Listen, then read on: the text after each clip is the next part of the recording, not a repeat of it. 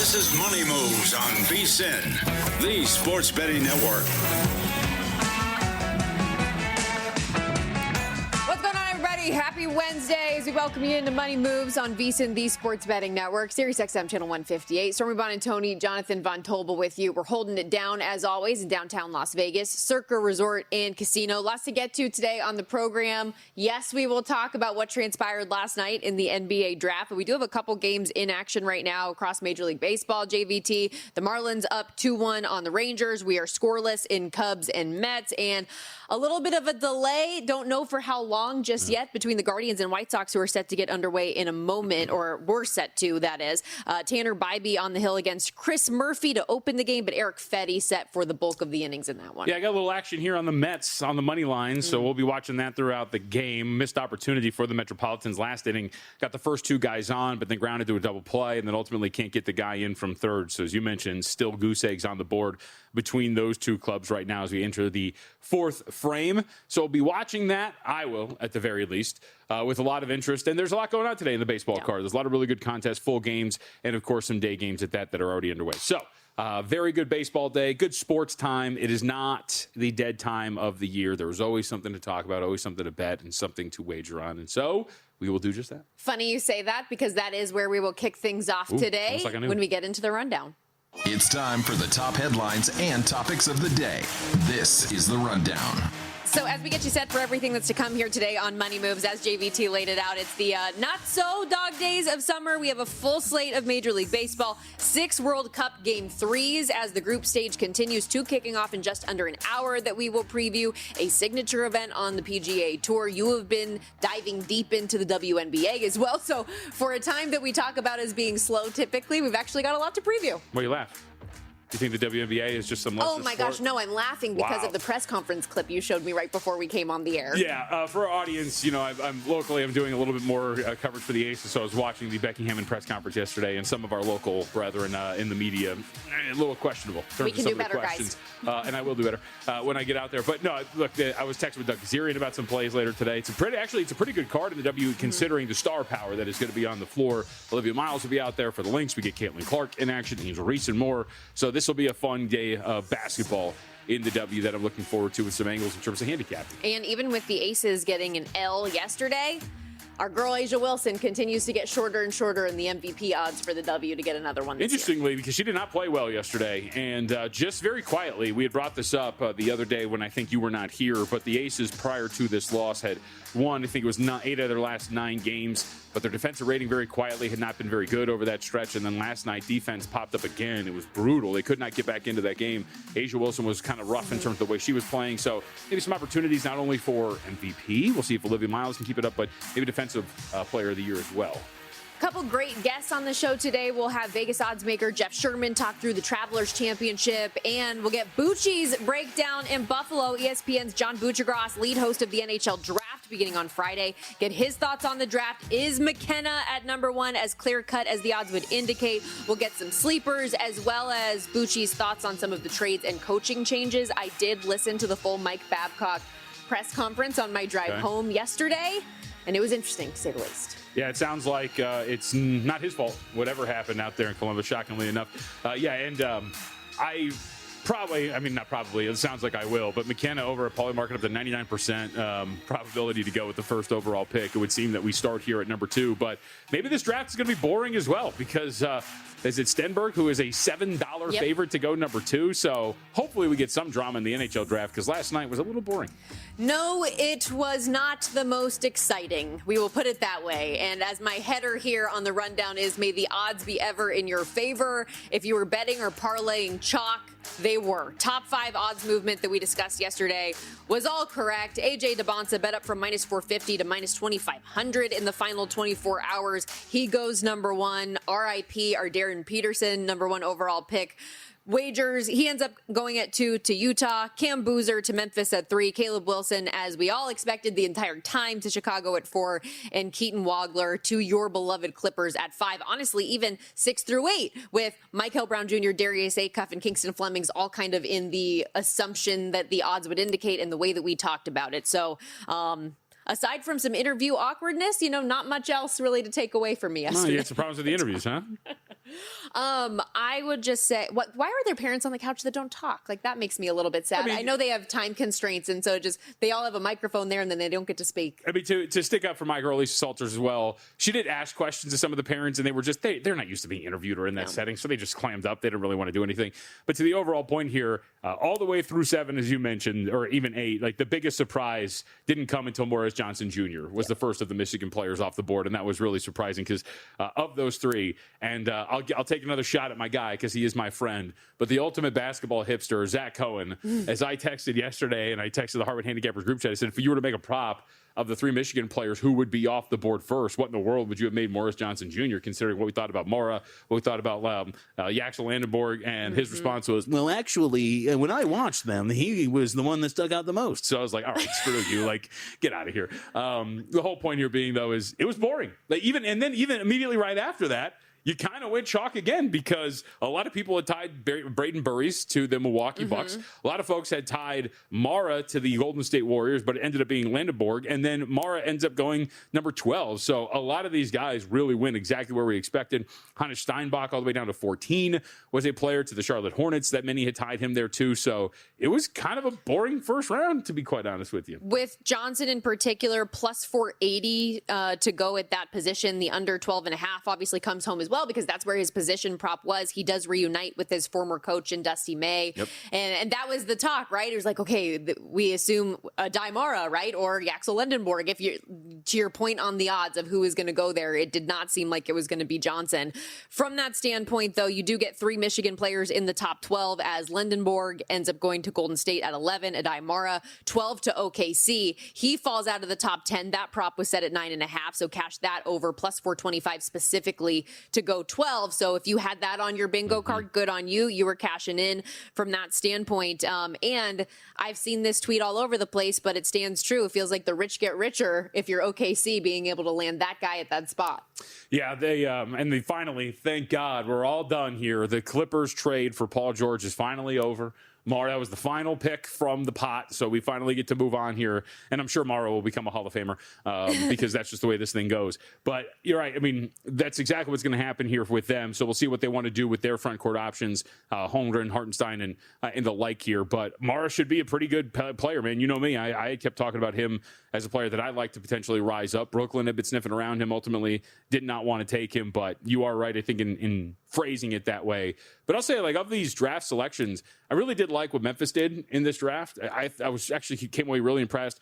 Cam Boozer is going to be really good. I don't think there's really any question about that. I think he is a perfect fit next to Zach Edey in what that front court looks like. And then a little bit later in their trade, they end up going and getting Kareem Lopez, which I think is going to be a really good selection. You think about that front court, man, that they have now with Edey, with Lopez, with Boozer. That is a versatile, big front court that is going to be a pain for a lot of different teams to have to deal with. We'll figure out what happens with John Morant in the backcourt, but really did like Memphis. And on paper, the Grizzlies look like they're building towards something really strong here. From an offensive rookie of the year, or just a rookie of the year, standpoint. Man, I'm pissed. What? Well, because this is again part of the conversation with Kelly and Zach last night as we were all just kind of chatting during the draft. We were all speculating. I was like, man, do we think you get like 4-1 on Cameron Boozer? Do you think we get like, plus 450, whatever? He's the favorite at under 3-1 to win it. So, of course, we were hoping that would be the case. And I think rightfully so. That is the price, and he should be the favorite.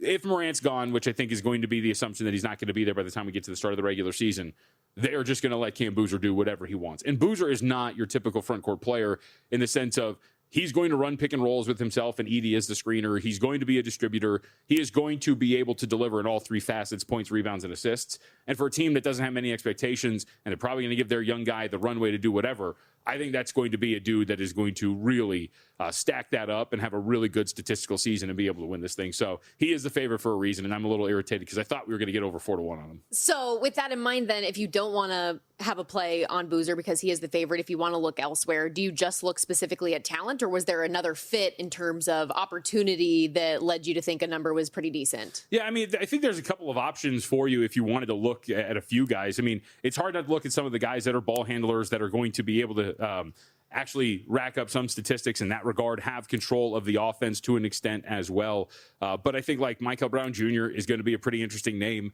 And we should keep in mind, too, for these awards, first off, for Rookie of the Year, success doesn't matter. You do have to play in quite a few games, but I wouldn't worry either about some of these teams shutting down their guys either, only because with the flattened out lottery odds, you have a pretty even shot if you're all finishing all together. So you're going to keep those guys out there.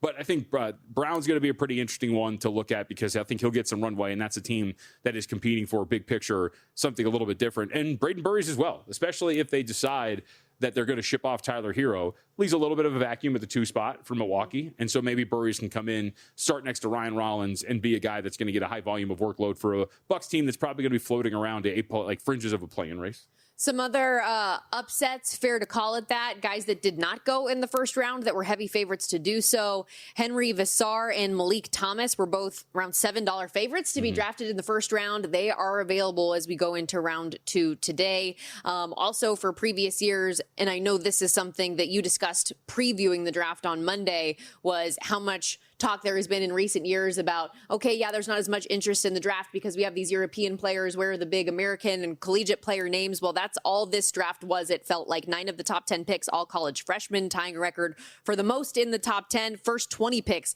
all playing college basketball, first time since 1994. And yet, I agree with your sentiments that this did not have all of the fanfare and excitement around it as we would have expected with that. I was, as the kids say, I was sad. I was excited, and I was watching. As Adam Silver intended, to steal Zach's line.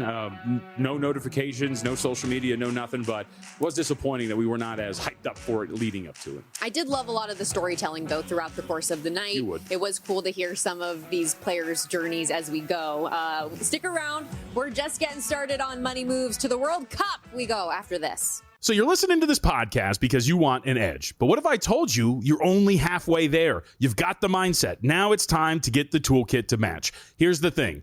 Pro bettors spend thousands on data and tools. But what they don't want you to know is that you can get the same edge for a fraction of the cost with VSiN Pro. VSiN Pro gives you access to expert picks, public betting data, prop projections, powerful tools, analytics, and more. Just tap the link in the description and see why thousands of bettors are already using VSiN Pro to cash more bets.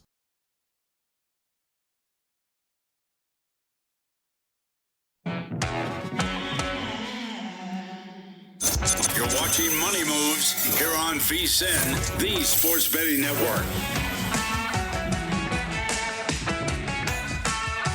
The witch doctor's juju magic did the job for Ghana yesterday, it appears, as we ended things in a 0-0 draw for England yesterday. So my bet obviously went in the toilet as we welcome you back here to Money Moves. Stormy, Buonantony, Jonathan Von Tobel with you.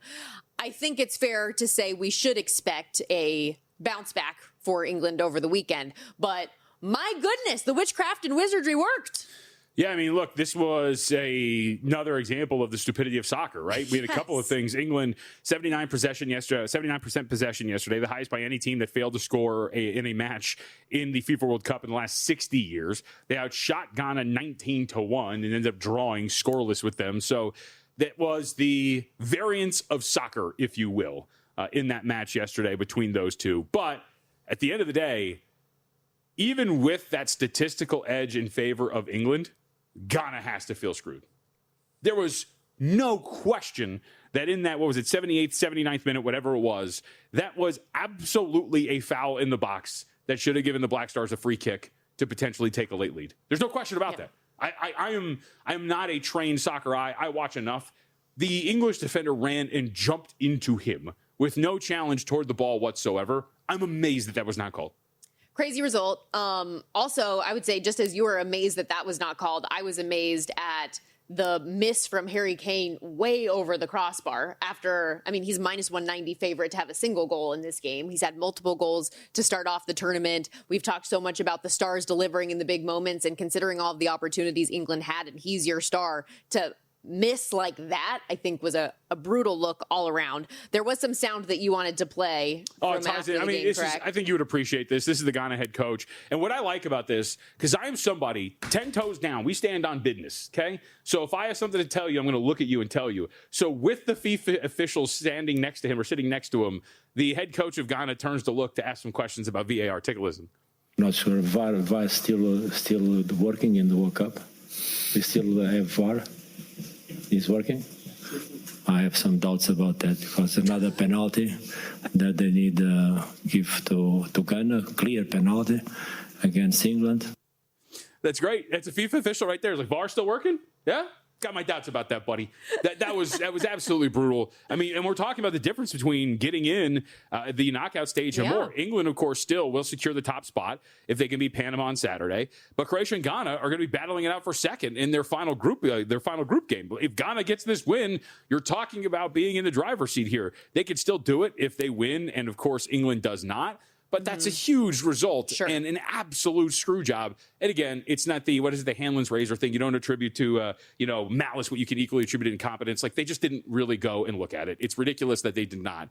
But that was insane watching that. And I wonder if our own lion here, Alex Blowers, what he would think about that result in terms of not being called. Because I don't think even if you were the most ardent Brit that you would look at that and go, oh, yeah, no, that's clean.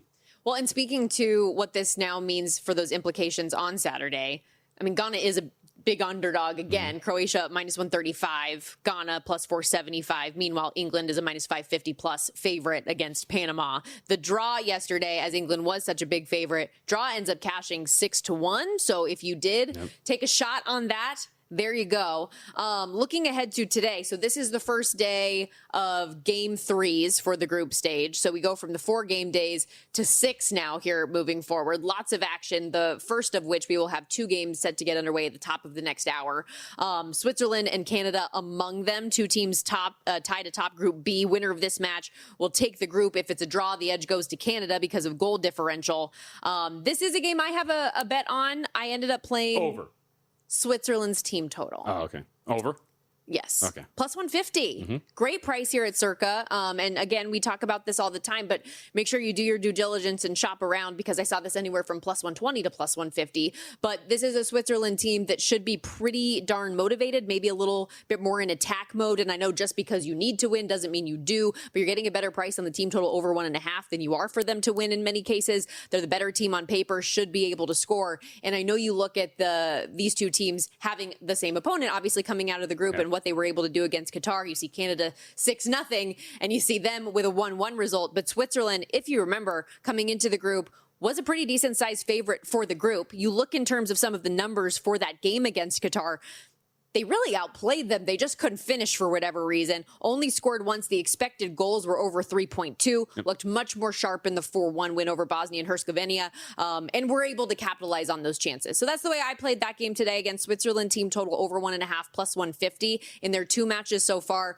39 shots, 5.26 expected goals across the 2 matches. I think they should be able to get over that mark against Canada. Yeah, to your point, this is 1 and 3 in terms of, or first and third, we should put it that way, in the tournament so far in expected goals.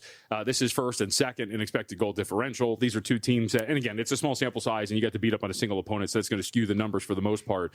I lead towards Switzerland here, just in general, at plus 145 on the 3-way too. We should also note Ishmael Kone, as we saw, of course, with the injury, so that midfield's a little bit thinner for Canada as well. That's, I think, going to make a difference. And I do think that the Swiss, from an offensive standpoint, I trust a little bit more here, given, I think, the consistency we've seen through the first couple of games from them in group stage. So I will go with plus 145 here with Switzerland on the 3-way, as opposed to maybe playing a team total. Because I do worry, too. Like, I don't want to put too much into the stock of both of these offenses, considering we're talking about 2 games against 2 lesser opponents, and get caught where you're like, oh, it's just 2-0, and one of these teams in a very important game, by the way. Right? You're more apt to park the bus, to play a little bit more defensive oriented. Those sort of things I don't want to get bitten by, so I'll just ask Switzerland to win this game. To be honest with you, I know you're saying maybe don't buy in too much to the offense, but I did consider both teams to score as well. A little bit more juice on that one, obviously. So the 2 of us go in for the plus money where we can in the World Cup, a sport that we don't typically handicap throughout the year as much. So the other game of the 2 set to get underway in a bit, Qatar and Bosnia. Bosnia minus 255 here. Qatar available plus 650. The draw plus 425. Did anything stand out to you in that one? Not really. And we should note for a couple of these to paint this out perfectly here, the situations. Winner of this one between these 2. is going to get an excellent chance to move on to the knockout stage. Likely going to be one of the 8 best third-place finishers. Remember, top 2 in each group, and then the 8 third-place teams all will move on.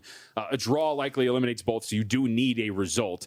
So looking at Bosnia, who's such a heavy favorite, to potentially go in here, if you want to go play a team total over for Bosnia or something like that, would expect that you're going to get a pretty aggressive push here from them because they do need a victory. And remember, either of them can technically finish second, but they would have to overcome a goal differential, which is like a chasm. So it is still mathematically in the cards, but either Bosnia or Qatar, and we'll say more than likely Bosnia, considering the way that this is getting priced, would have to absolutely wipe the floor with Qatar, and I don't know if that's going to be the case. And to rewind it really quickly to the game we just discussed, just to specify, Canada can win the group with a draw due to goal differential. Switzerland can win the group with a victory, so that is what is at stake for that one. The only other game I have action in tonight is South Africa and South Korea. South Korea needs a draw or win to secure second in Group A, coming off a 1-0 loss to Mexico, defeated Czech Republic in match 1-1. South Africa, meanwhile, would need a win paired with a Mexico win to have a chance to move on as well. I feel like this, kind of similar, honestly, to Mexico and Czech Republic, this has been a lower scoring group. I think we likely get a lower scoring affair in this one as well. But I kind of see South Korea, who is bet up now, by the way, from a -150 to a -170 favorite. I think this should be like a 2-0, 3-0 win for them. So the approach for me would either be team total, or in my case, I laid 1 goal with South Korea in this spot at an even money price. But I think they should bounce back, win the game as they're favored to do so. They looked really good in their loss to Mexico, had their chances, and I think should take advantage of them here. Yeah, I would agree. I think that's a play here for South Korea. And even in the game against Mexico, I mean, they outperformed them. If you looked at it from an expected goal standpoint, in that game in which they lost 1-0, you're talking about a pretty decent edge, nearly a full expected goal for, as opposed to just a half for the Mexicans. Really one possession. Shots on goal were not as much, but created more big chances as well. So South Korea had its opportunities. And of course, the one big mistake they made led to the only goal there. So they are the group leader right now in expected goals in that group right now in Group A. So I would expect that they're going to be able to put a good performance together here. And for the Mexicans, just worth noting too, because as we're entering these games where it is the final of group play, you're also getting some differences. For those who did miss it, they are going to start Guillermo Ochoa in net today for Mexico, I should say. So long in the tooth, national hero, goaltender that's going to be out there just kind of getting the tip of the cap for playing as much as he has in his career. So the Mexicans very clearly looking at this for an opportunity to get some guys some run that are not going to get it the further they get into this tournament. We'll talk more World Cup a little bit later on. We'll have best bets at the end of the show to recap like we always do. And, we made the joke last segment that it's the not so dog days of summer as the sports calendar rolls on. Remember, the Sharp Plays is always there to help you out as well, covering it all, winning for 15 straight years. And it's all documented. They've got their logs posted publicly each day at sharpplays.com. That kind of transparency we know can be rare for a lot of this industry. When Sharp Plays move, the sports books take notice. Advanced AI, trusted insider intel. They're finding value before numbers shift. You can start winning with them at sharpplays.com. Check it out today when you can. And speaking of that sports calendar rolling on in the rear view, perhaps lost a little bit in all of the madness of the World Cup and the drafts that we have upcoming, is Major League Baseball. Still just rolling through right now, which we'll get to in the next segment. Do want to note, too, one last bit of FIFA World Cup news, that it does sound like we might get a Neymar sighting today for Brazil, who is about a $3 favorite. So in what role? We don't know, but it looks like Neymar's fit and ready to go. Okay, and we have an update as well, kind of, it appears, for the Americans and Christian Pulisic for the weekend. So, like we said, more World Cup to come. Stick around.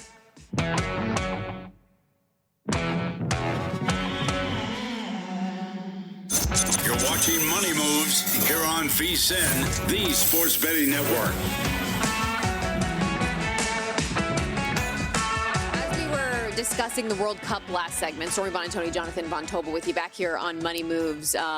Did want to at least give you the quote quickly from Christian Pulisic, obviously star of Team USA, as they will get underway with Turkey tomorrow to close out their group stage. He said, as he is finally training with the full U.S. team, told reporters, quote, "I'm feeling good, positive going into it, and hopefully I'll be able to play it hard tomorrow. The lineups for Thursday's match won't be announced until we get closer to game time. It's ultimately going to be up to Mauricio Pochettino if they're going to let him play or what that's going to look like." But how do you view this whole thing? If you are a head coach and you've got your star and you've got the group already sealed up, do you want to worry about injuries or potential red or yellow cards, or do you just sit your stars? First, relax. You went to Italy once. Okay. Second, you and I are at a disagreement here because I think this makes sense if you're going to play him for a little bit. From Argentina? I don't know. I was about to say something. I'm going to get in trouble. No, I don't know. Either way, I kind of get it. Give him some run, get him out of there, play him some minutes, and then make sure. Because I think you'd rather, whatever little rust is going to have or whatever test you want, I think you'd rather test it and get whatever rust off in a game that means nothing, as opposed to trotting him out there in a high leverage, got to win knockout game. And what if you game plan, expect that he's going to be out there, set your lineup accordingly, and then 10 minutes in, you're like, oh, he's not healthy and we have to change things up here. I think you'd rather know what you're working with when it comes to the injury ahead of time, as opposed to trotting it out there in the most important game that you have played up to this point. Well, he clearly wants to play. We'll see when the decision is made, ultimately what that looks like. From an odds standpoint, Team USA just a little bit more favored than even money, minus 105 looking at that price. Turkey plus 255, the draw 3-1. Goal total for the game 2.5 is juiced to the over, though, minus 140. If you think this will be a lower scoring match, plus 110. Meanwhile, in Major League Baseball, we do have a handful of games in action right now. Michael Busch just hit a 2-run shot for the Cubs to tie things up at 3 with the Mets, his 9th home run of the season. The Marlins up 4-1 on the Rangers. It's interesting. Is it? I had the Mets money line, and I also made a comment to Stormy during the break that her hair didn't look different, even though she got a haircut yesterday. And she's like, yeah, well, the Cubs just tied it up. And then I watched him hit a 2-run dong, and I was like, all right, thanks. Appreciate it. That's the perk of seeing the live lines before it actually reaches your television screen. That said, we do have a handful of games still to come later on today in the afternoon and evening. And I know we'll hit on a handful of them, but was there one in particular that you really liked or wanted to make sure we discussed? Well, there's a couple. I highlighted them in the rundown, as is usually the case. So you could have just done that. But instead, I know, but I didn't know if there was one you liked more than the others. If you had a favorite bet today, or if you had a pitching matchup you liked best. The most intensely green, high-lit one. I'll say this. Well, that's what you should do from now on. Just hit me with like a red. Yeah. There's a game that's going to get started in 40 minutes that I do think has some interest here. The Red Sox and Ranger Suarez are going to play the Rockies out there in Colorado. And the only other thing I wanted to point out here is, because I was looking through some of the Ranger Suarez's numbers, he's obviously been absolutely fantastic so far this year. You look at the metrics, 2.93 ERA, 2.84 fielding independent. Everything looks pretty nice, clean, pristine. But one of the things that does stick out that I'm curious to see, and especially now pitching in Colorado for today, does maybe this pop up? Now, the question becomes how you attack this. You'll get to that in a second. But Suarez has been incredible, Stormy, this season in terms of keeping the ball down and in the park. He has not been giving up home runs. In fact, so far this year, if you look at his home run numbers, outside of the 2021 season in which he pitched 106 innings, this would be his lowest home run to fly ball ratio, and this would be his second lowest home runs per 9 that he has allowed so far. So he's been really, really good at limiting the long ball up to this point. But you do wonder, because like 5.3% is like a really, really low number. Can you sustain that over the course of a larger sample size? And as we talk about sample size, he is approaching the 106 innings that he pitched in that 2021 season. So in other words, like as this grows, you expect that he's going to not get destroyed, but at least start to give up some home runs. And so pitching out in Colorado, does that happen? You look at his numbers in terms of the skew of ground balls to fly balls, and this is where he has been this season at least. He's been giving up more fly balls than at any point of his career. So you do wonder if that's going to be part of it as well. So do we see at least Ranger Suarez look a little bit more mortal, as many pitchers do on the road in Colorado? And do we maybe see a long ball or two from Colorado? And maybe the way that this manifests, the way that you play it, as I was kind of surmising looking around at this, was do we look at a earned run over for Ranger Suarez today, just considering that maybe he finally got in a setting that might finally be built for some more home runs there. So that's kind of what I was throwing around with the Red Sox. Worth pointing out, if you're talking about this prop, earned runs allowed over under for Ranger Suarez,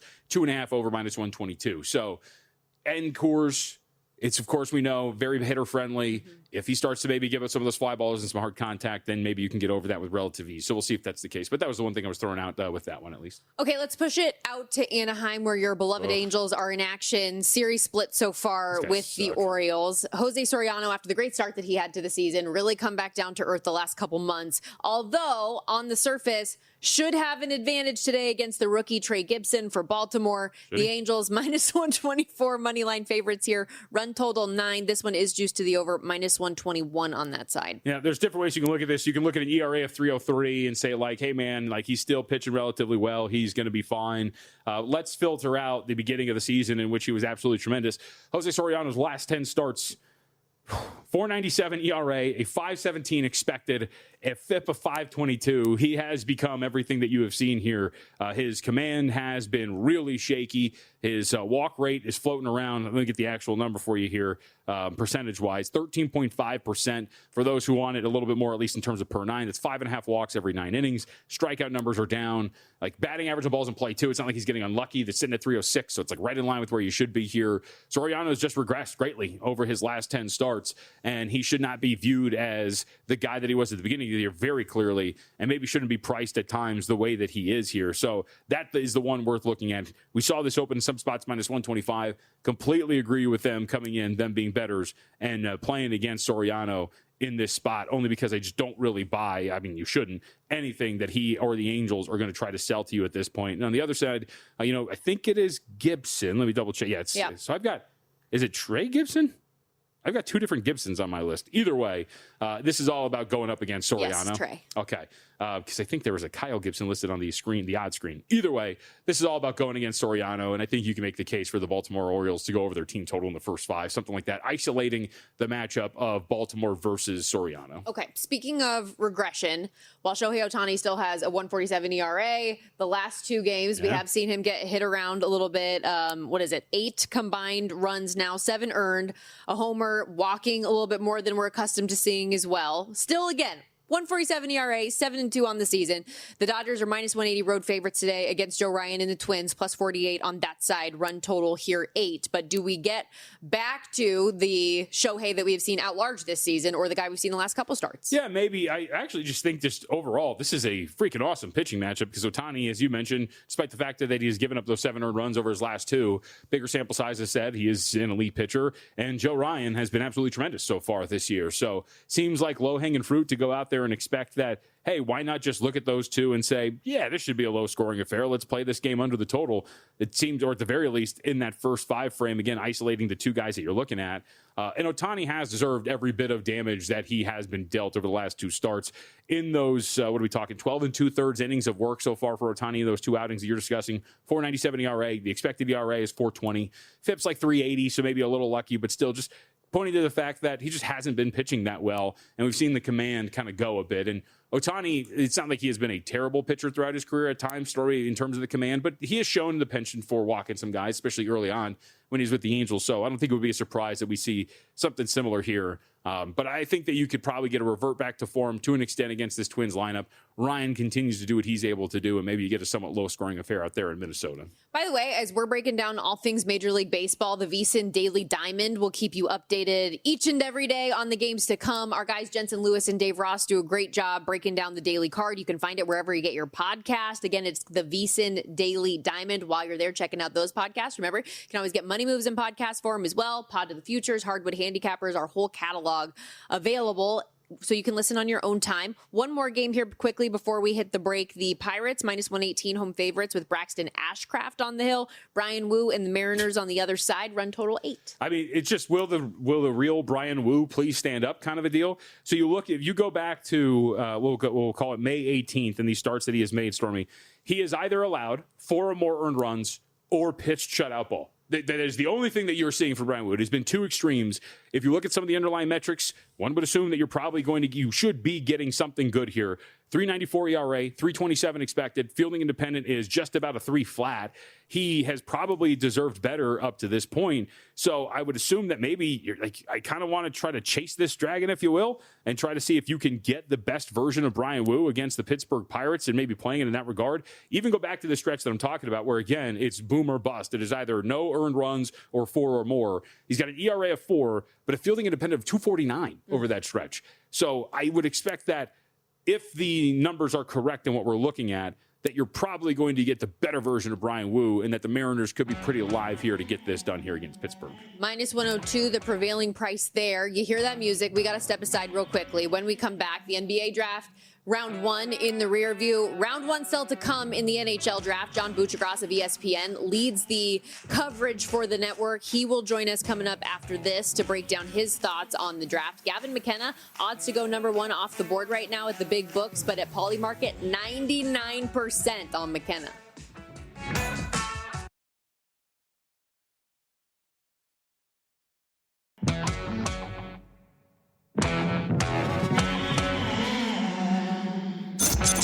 watching Money Moves here on VSiN, the Sports Betting Network. Get a ton of intrigue at the top of yesterday's NBA draft. The players who are all odds-on favorites to go 1 through 5 all played out that way, with AJ DeBonsa leading the way as your number 1 overall selection. But the night is still young when it comes to the NHL Draft. Round 1 coming up from Buffalo, New York later on this week, and you'll be hard-pressed to find a bigger draftnik than our next guest. John Buccigross joins us here on the Progressive Guest Line. We'll be leading the draft coverage nationally for ESPN beginning Friday. And real quickly to get us started, how about the host team making a splash, John? Buffalo yesterday trading away Bowen Byram and Jordan Greenway to Chicago for a king's ransom that includes the number 4 overall pick. It has been a minute since we've seen a top 5 picked move. What was your reaction to the change? Yeah, that was certainly came out of nowhere, a big surprise. We knew Bo Byram would get traded. He's only has 1 year left on his contract. Then he's a unrestricted free agent. He wants to be a number 1 defenseman somewhere, so he wasn't going to sign a contract extension. So when you know someone's not going to do that, I mean, you can use their services, and Buffalo is good to let them walk and use the cap space. Or you can get ahead of it and make a trade to somebody. And Chicago is looking to start to add adult hockey players to their children's team. And he's a 25-year-old guy ready to go. And they gave up a pretty good price in that 4th overall pick. It's not quite really what Buffalo needs is another teenager.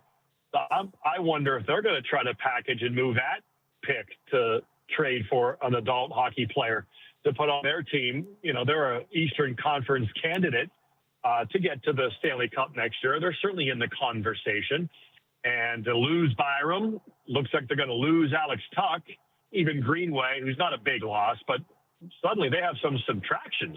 So they got to replace those guys, and replacing them with an 18-year-old for a team who's kind of in win now mode now in that window, that I don't think they would do that. But hey, it's possible, especially with the draft being in Buffalo. That makes it fun for us and the TV coverage on ESPN. But I would look for them to maybe try to move that pick. So we just got done with the NBA draft's first round, where there was the expectation that DeBonsa was going to go with the first pick, but there were still some questions. It does not seem to be the case here for the NHL draft. What are we looking at here in terms of McKenna's probability to go with the first overall selection? Is there a chance we could get a surprise here, John? I think there's definitely a chance. Nobody sees a real clear-cut number 1 generational guy like a Connor McDavid or an Austin Matthews. It's kind of a spread-out draft. Gavin McKenna is kind of a smallish winger. You know, organizations would rather take a big center iceman or a superstar defenseman like a Cale Makar. Owen Power went to Buffalo a couple of years ago. Rasmus Dahlin. You know, those are the kind of guys, those are premium positions, they call them. So with wingers, it's like, okay, and even a smallish winger like McKenna is, but he kind of reminds me of a Nikita Kucherov, who was undersized, went in the 2nd round, had a lot to prove, but can catch a pass, can make a pass, can shoot the puck really hard. McKenna, great hockey sense. He'll play even better because he's playing with really good players. He probably played with nobody at Penn State who's going to play in the NHL. So they really couldn't use his gifts in many situations. So I think, you know, with Marner leaving for Vegas, McKenna is kind of like that kind of player, great setup guy. I think he'll score a little more than Marner, but, you know, kind of a similar guy. And if you're trying to keep Austin Matthews long term, a player like that would make him happy because he'll probably play with him right away. He'll be in the league next year, where if you do take a defenseman, he probably wouldn't be in the league next year. Ivar Stenberg, the second player, who also will likely play in the NHL, the Swede, a little more well-rounded. Again, not a glitzy superstar, but definitely a really competent, do-everything NHL player. So, yeah, I would say 70% chance it's McKenna going 1 overall. But with a new GM, you don't really know what they're going to do, and they might do something funky. Well, and with that, so as ESPN's John Buccigross joins us here on the Progressive Guest Line, you were leading the draft lottery broadcast back in May, and I remember watching you, like all of us at home, do that kind of double take when you saw the number 12 ping pong ball pop up, and it was Toronto right after they made the announcements of the new hires in leadership. Now we have the new hire in Jim Hiller as well as their head coach. It's still a long offseason to come, but what is your thought on the philosophy that Toronto has going into the 2026-27 season? Yeah, it's interesting. If I had to say right now, they probably wouldn't be a playoff team. They might play in the tough division in the NHL, the Atlantic. So they're obviously not going to, rebuild unless they trade Matthews and Nylander. As long as they have them, they can't be a rebuild team. So it sounds like they're going to give this a go and try to, win and try to make the smart moves to add players to this team who has good players. They started to do that. The coach is a great goal suppression coach. The Kings are one of the best teams preventing goals, and that's what they need to do. They didn't score a lot. They were kind of a boring team to watch. But I don't think with Toronto, with Nylander and Matthews, you have to worry about that. They're still going to be exciting. They'll still have some offensive flair, but maybe just be a little better goal prevention. Get goalies, get defensemen. There's been a rumor they might sign Sergei Bobrovsky. Try to get more defensemen and figure that out. Do they trade Morgan Riley? And so, I think Toronto's going to try to manage this with this draft pick, in all likelihood, Gavin McKenna, and try to get back to that, team that threatens to get to the Stanley Cup final in the East. They got a ways to go, but looks like that's how they're going to play this. Some of the other offerings that are out there, John, in terms of looking at this draft is to be drafted in the top 5. The only guy who is an odds-on favorite to do so, Carson Karls. What's your expectation for him? Is he solidly locked into a top 5 selection? Looks like it. One of those big defensemen. There's good defensemen here. Chase Reed is more offensive guy. Keaton Bearhoff, who we saw play in Las Vegas at the Frozen Four for North Dakota, and will likely go back there. You never know. Could be a situation where he's drafted by someone and they want him to play pro, and he might say, yeah, I'll play pro. So those guys, Carl's the same way. Guy who kind of came on offensively, big and strong. You need big, strong defensemen. That's what makes your hay in the Stanley Cup playoffs. The Golden Knights have shown that. So, I think you'll see – I like Bearhoff a lot. A lot of people have him going 5 or 6. I wouldn't be surprised if you went earlier. But, certainly Karls, Reed, Bearhoff. You're going to hear those names. McKenna.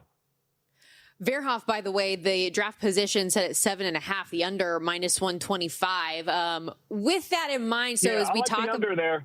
Okay. All right. See, that's what we like to hear.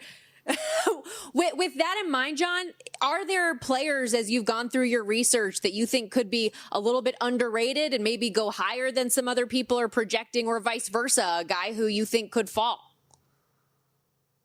Yeah, I like Wyatt Cullen a lot. His dad, Matt Cullen, was a longtime NHL player. He's got 2 brothers as well, so this is like the Hughes family again, starting up with Wyatt Cullen. I just kind of, he kind of reminds me of like that Wyatt Johnston who ended up going 23rd to Dallas, and what a steal that was for the Dallas Stars. And so I just think a name like Wyatt Cullen might go earlier than people have thought. What's his over-under? I'm looking for it right now. I don't see it on the board currently. Problem is they don't hang up for all these guys, which stinks. Gotcha. Dang, I got to look at multiple books for that one. Yeah, he's probably like around 11 or 10. I just think there's a chance someone might love him. He's going to Minnesota this year. I'm sure they wish he had played a year of college hockey already, because college hockey gives you a great idea. That's why Bearhoff fell, is because he went to North Dakota this year. People thought he could be the first pick of the draft like 2 years ago, and he was 16 and dominating because he was shaving like at age 9. So like he really developed early.